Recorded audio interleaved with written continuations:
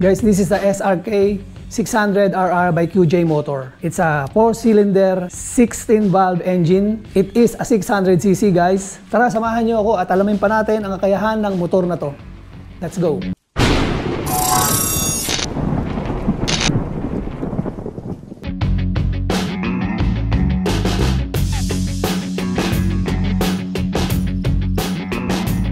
So, umpisa natin sa engine guys, 4-cylinder siya, 16-valve. Displacement niya ay 600cc. Transmission niya guys ay 6-speed manual, double overhead cam. So, ang fuel tank capacity niya guys is 16.4 liter. So, malaki-laki, marami-raming fuel ang may kakarga nyo rito. Meron siyang max power na 11,000 RPM. Ang torque niya guys is 51 Newton meter with 10,500 RPM.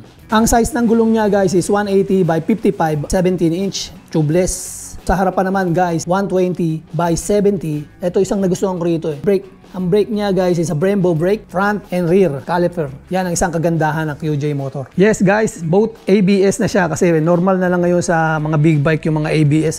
So meron siyang USB port nandito.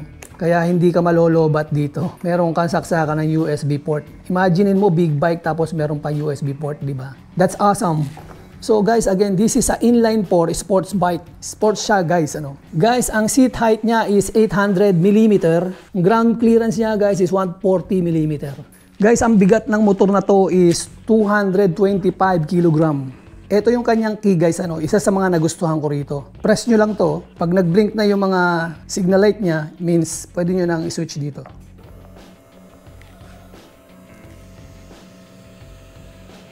So, ayan ang kanyang 5-inch TFT panel. So, start natin. One click. So, may Bluetooth na rin to guys. Pwede nyo i-connect sa inyong mga cellphone. Ganyan ka-high-tech ngayon yung mga QJ Motor big bikes. Ito, itong mga switch nya. Makikita mo, magaganda yung mga switch nya. Ito yung signal light. Ito yung kanyang lights. High beam, low beam. Tapos yung pass light. Ito yung pass light. So bilib ako sa mga switch nito guys. Ang gaganda ng mga switch niya. So ito yung lights niya. Ito yung hazard, I think. O hazard yan. This is the hazard. Meron na rin siyang built-in hazard,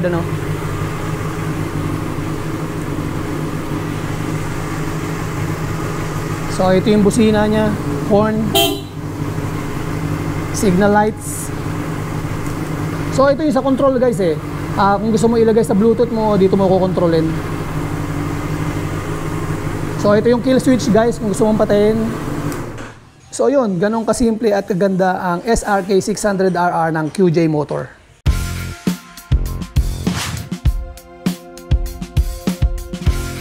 So ngayon, dumako naman tayo sa kalidad at performance ng motor na to, SRK 600RR QJ Motor.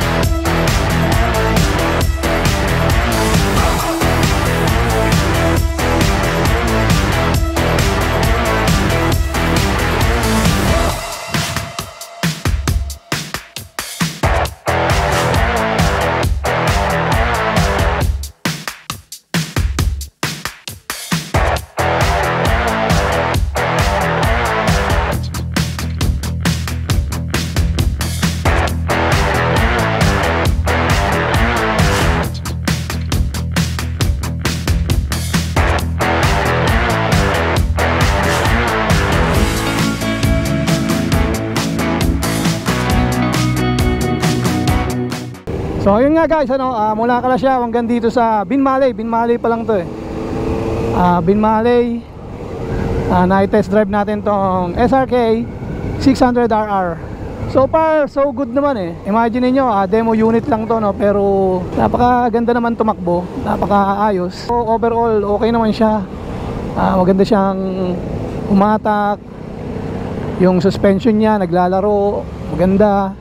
Again guys, this is a inline 4 ano, pero stock yung nakakabit kaya medyo naninibago ako, tahimik eh. So maraming ang mga nadadaanan ano, sumisigaw sila, bomba. Pero hindi ko may bomba dahil wala eh. Pero inline 4 to guys, ano, inline 4. Inline 4, basta mo lang to ng konting setup. Kumbaga, ayusin mo lang ng konting setup. Ang tunog nito, okay na. May bubuga to kasi 600cc to guys. Inline 4. So hataw natin.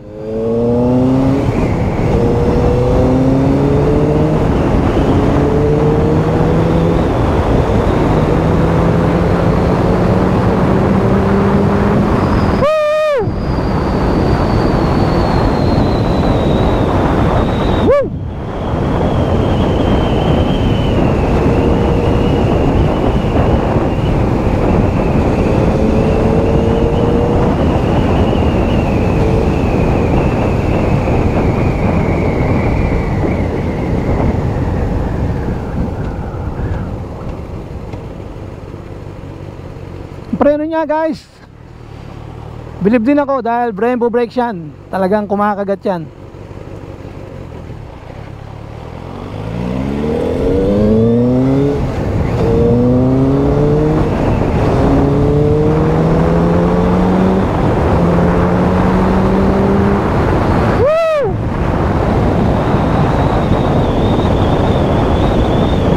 Ibang iba talaga yung ano eh, sports. So ayun guys, natapos na namin ang test drive ano. Baka tomorrow ibalik na natin to sa Bristol Dagupan. So far napakaganda at okay ang kanyang performance. It's a 600cc guys, check it out in the market. Guys, ang price dito nga pala nasa description sa ibaba, ilalagay ko. And again, shoutout sa QJ Motors Dagupan. Check nyo guys sa Bristol Dagupan ang kanilang showroom, nandoon to para makita nyo close and personal. Shoutout kay Boss Tom. And that's about it guys, it's a wrap. So thanks for watching and see you guys on the next one. This is Red. Babush!